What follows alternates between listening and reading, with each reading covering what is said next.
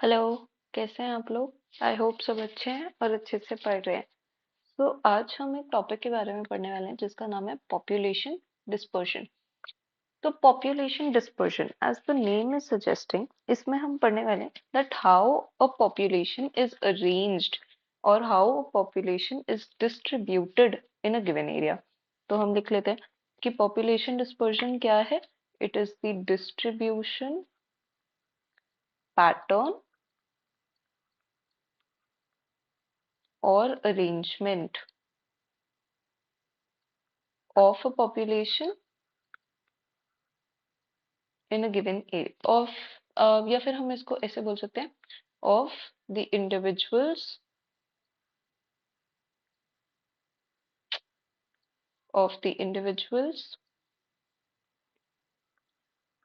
of a population in a given area।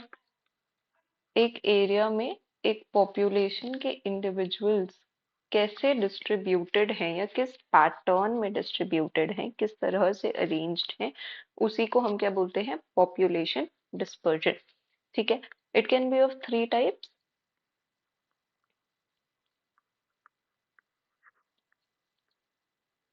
बहुत कुछ आपको इनके नाम से ही समझ आ जाएगा। पहला है रैंडम डिस्पर्जन,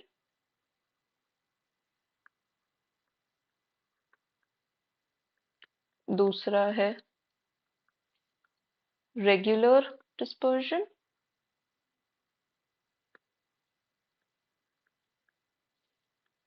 या फिर आप बोल सकते हो uniform dispersion,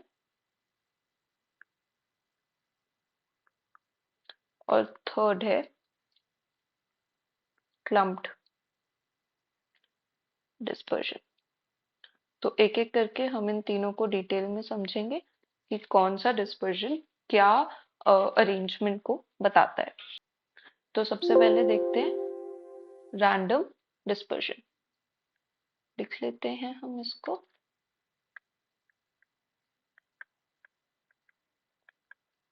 random dispersion as the name is suggesting, random, सब कुछ रैंडम है, there is no particular pattern, random है। ठीक है। तो हम बोल सकते हैं that this is the kind of arrangement in which there is no specific pattern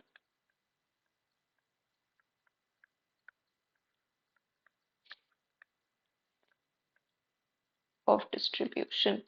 कोई स्पेसिफिक पैटर्न है ही नहीं, जैसे कि आप साइड में इस इमेज में भी देख सकते हो, हर कोई रैंडमली डिस्ट्रीब्यूटेड है। आप इसमें कोई भी पैटर्न नहीं बना सकते कि there is anything specific according to which the individuals are distributed। नहीं, कोई कहीं पे भी प्रेजेंट है, कोई स्पेसिफिक पैटर्न नहीं है। तो ऐसे अरेंजमेंट को हम क्या बोलते हैं? Random dispersion. No specific pattern at all. इसकी एक और कैरेक्टरिस्टिक क्या होती है? That the position of one individual is unrelated to position of any other individual। किसी भी एक इंडिविजुअल की पोजीशन किसी भी दूसरे इंडिविजुअल की पोजीशन पे डिपेंडेंट है ही नहीं, उससे रिलेटेड है ही नहीं। सब अपने हिसाब से कहीं पे भी डिस्ट्रीब्यूटेड है, किसी का किसी से कोई लेना देना नहीं है। अगर किसी का किसी से कोई लेना देना नहीं है तो हम ये बोल सकते हैं that there is lack of attraction and repulsion. ना किसी से, ना किसी को किसी से अट्रैक्शन है कि मैं तो उसके साथ ही रहूंगा, ना किसी को किसी से रिपल्जन है कि मैं उसके साथ तो बिल्कुल नहीं रहूंगा। Nobody is related to nobody. सब अपने अपने हिसाब से इधर उधर फैले हुए, ना किसी को किसी से अट्रैक्शन है, ना किसी को किसी से रिपल्जन है। Now this is the rarest type of distribution. आप इसको RR से याद रख सकते हो, रैंडम का R और रेयरेस्ट का R। ठीक है। सो it is the rarest type of distribution जो हम एक्चुअली में देखते हैं। And why is it so? क्योंकि आप देखो कि नेचर में ऐसा होता नहीं है कि रिसोर्सेज ऐसे रैंडमली प्रेजेंट हो। नेचर में क्या होता है कि एक पर्टिकुलर जगह होती है जहाँ पे कुछ रिसोर्सेज बहुत अच्छे से प्रेजेंट होते हैं और कुछ रिसोर्सेज नहीं प्रेजेंट होते हैं। रैंडम डिस्पर्जन बहुत रेयर होता है, इसीलिए this type of arrangement is the rarest. ठीक है, इसके एग्जाम्पल में हम क्या बोल सकते हैं? Seed dispersion. Obviously seed dispersion का तो कोई पैटर्न नहीं होता, रैंडमली डिस्पर्स्ड होते हैं। एनिमल की बॉडी से लग के जा रहे हैं, कहीं पे भी गिर जाएंगे। किसी भी एयर के थ्रू जा रहे हैं, कहीं भी गिर जाएंगे। वाटर के थ्रू जा रहे हैं, कहीं भी गिर जाएंगे।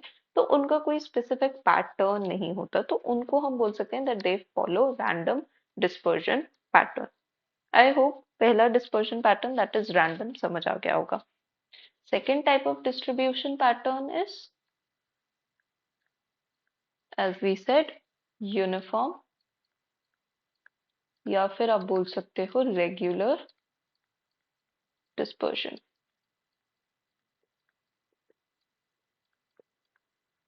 यूनिफॉर्म और रेगुलर डिस्पर्जन। यूनिफॉर्म का मतलब क्या होता है?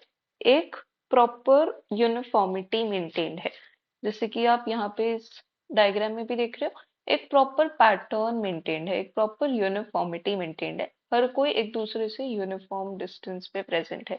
So such a kind of dispersion is known as uniform dispersion, जहाँ पे every individual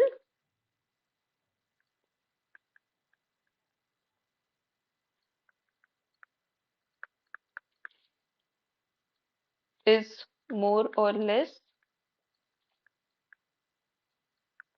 spaced at equal distance from each other, एक दूसरे से इक्वल डिस्टेंसेस पे प्रेजेंट है। ऐसे डिस्पर्जन को, ऐसे डिस्ट्रीब्यूशन पैटर्न को हम क्या बोल रहे हैं? That it is uniform dispersion. इस ये यूनिफॉर्म डिस्पर्जन नेचर में क्यों एग्जिस्ट कर सकते हैं? क्या रीजन हो सकता है? इसका सिंपल सा रीजन एक हो सकता है दैट इंट्रा स्पेसिफिक कंपटीशन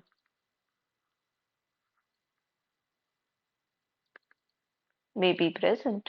ऐसा हो सकता है कि इंट्रा स्पेसिफिक कंपटीशन है, ये इंडिविजुअल और इस इंडिविजुअल का आपस में ही कंपटीशन है, तो ये एक दूसरे के साथ जुड़ के तो नहीं रहेंगे।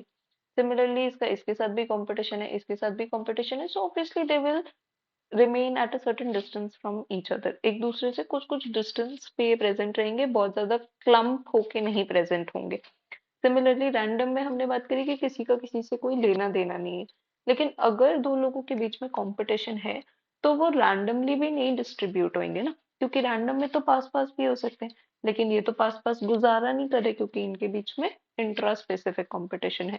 तो एक यूनिफॉर्म डिस्पर्जन होगा जहाँ पे हर कोई एक दूसरे से एक यूनिफॉर्म डिस्टेंस पे रहेगा, सो दैट कंपटीशन कम हो, लड़ाई कम हो। ठीक है, so that is uniform distribution. इसके एग्जाम्पल्स क्या हो सकते हैं? इसका एग्जाम्पल हो सकता है टेरिटोरियल बिहेवियर। ये हो सकता है ना कि ये जो इंडिविजुअल है ये बोल रहा है कि this particular is my territory, इस टेरिटरी के अंदर कोई नहीं आएगा। सिमिलरली ये दूसरा इंडिविजुअल भी बोल रहा है that this is my territory, इस टेरिटरी के अंदर कोई नहीं आएगा। तो हर कोई अपनी एक छोटी छोटी टेरिटरी बना के बैठा है। सो हर किसी को, अब आप किसी और की टेरिटरी में तो घुस नहीं सकते। अगर आपको एनिमल बिहेवियर पता है तो आपको ये पता होगा कि टेरिटोरियल बिहेवियर होता ही यही है, that you can not enter in somebody else's territory. तो हर किसी को नेचुरली एक स्पेसिफिक डिस्टेंस पे मेंटेन होके रहना पड़ेगा। क्यों? क्योंकि हर कोई टेरिटोरियल बिहेवियर शो कर रहा है। तो that is uniform distribution. I hope समझ आ गया होगा।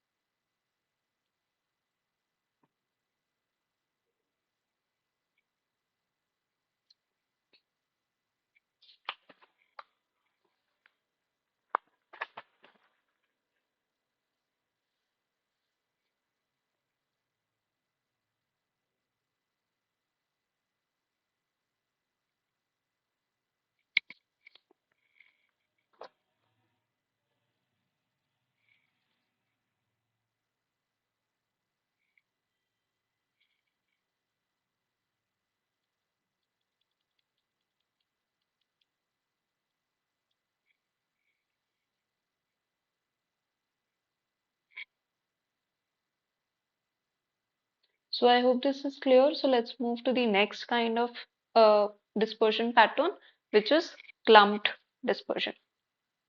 तो इसकी बात कर लेते हैं.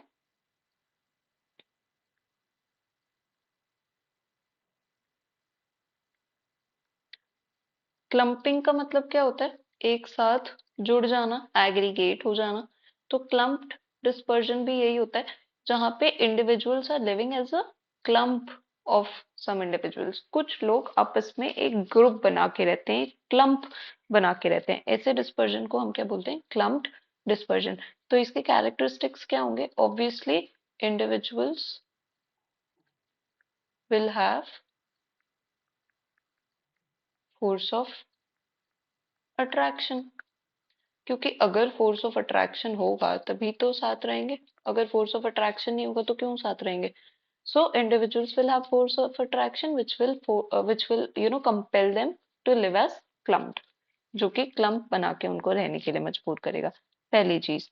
दूसरी चीज, obviously individuals live as clumps और groups of varying size.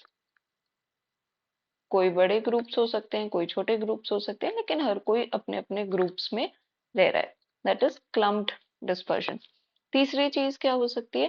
That it is the most common type of dispersion.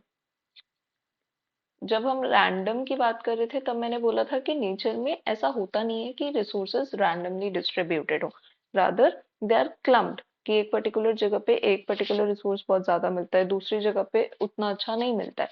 तो वही चीज यहाँ पे अप्लाई होती है कि क्योंकि रिसोर्सेज क्लम्प्ड है इसीलिए डिस्पर्जन भी क्लम्प्ड हो जाता है. सो it is the most common type of dispersion pattern. इससे क्या होता है? Increase fitness. क्योंकि ऑब्वियस सी बात है कि अगर बहुत सारे लोग एक साथ रह रहे हैं तो हमेशा मुट्ठी ज्यादा स्ट्रांग होती है एज कम्पेयर टू वन, है ना? तो इतने सारे इंडिविजुअल्स एक साथ रह रहे हैं तो उनकी फिटनेस इंक्रीज होती है, उनके सर्वाइवल के चांसेस इंक्रीज होते हैं. तो हम बोल सकते हैं कि मोस्टली जो पॉपुलेशंस होती हैं वो क्लम्प्ड डिस्पर्जन शो करती हैं. सो आई होप ये तीनों टाइप ऑफ डिस्पर्जन समझ में आ गए होंगे. तो इसमें हम एक क्लोजिंग लाइन ये दे सकते हैं that individuals live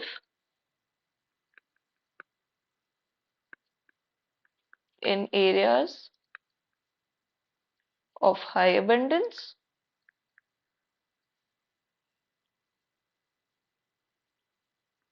separated by areas of low abundance. कुछ एरियाज ऐसे होंगे जहाँ पे हाई अबंडेंस है. फॉर एग्जाम्पल ये पर्टिकुलर एरिया ऐसा है जहाँ पे बहुत हाई अबंडेंस है, यहाँ पे बहुत सारे इंडिविजुअल्स रह रहे हैं. लेकिन ये एरिया ऐसा है जो लो अबंडेंस है, यहाँ पे ज्यादा इंडिविजुअल्स नहीं रह रहे. This is a low abundance area. तो कुछ एरियाज में हाई अबंडेंस होगी और कुछ एरियाज में लो अबंडेंस होगी. Now let's talk about the last concept related to population dispersion. That is, okay, let me change the slide. That is calculation of dispersion. तो next हम सीखने वाले हैं कि हम कैसे dispersion को calculate करेंगे. ठीक? So let's talk about calculation of dispersion. So let me tell you that dispersion is represented by del. This is the symbol used for representing dispersion और इसका फॉर्मूला होता है variance upon mean. Mean I hope सबको पता है क्या होता है. वेरिएंस बात कर लेते हैं. That what do we mean by variance? Variance नाम बता रहे हैं variety variance. So it is quality of being different. ठीक है? वेरिएंसेस कि कौन कितना डिफरेंट है. तो अब हम देख लेते हैं कि कौन से टाइप ऑफ डिस्ट्रीब्यूशन पैटर्न में क्या वैल्यू आती है डिस्पर्शन की. ठीक है। सो फॉर डिस्पर्जन क्लम्प्ड डिस्पर्जन में आपका जो वेरिएंस होता है वो ज्यादा होता है देन योर मीन। अगर न्यूमरेटर ज्यादा है तो ऑब्वियस सी बात है डेल जो होगा that would be greater than 1। ठीक है, variance upon mean would be greater than 1 for clumped dispersion. Second हम देखते हैं for random dispersion. Random dispersion में आपका जो वेरिएंस होता है that is equal to mean, therefore आपका जो डेल है that comes out to be 1, यानी कि आपका जो डिस्पर्जन है that will come out to be 1। Last देख लेते हैं फॉर यूनिफॉर्म या फिर रेगुलर डिस्पर्जन। आपका जो वेरिएंस होता है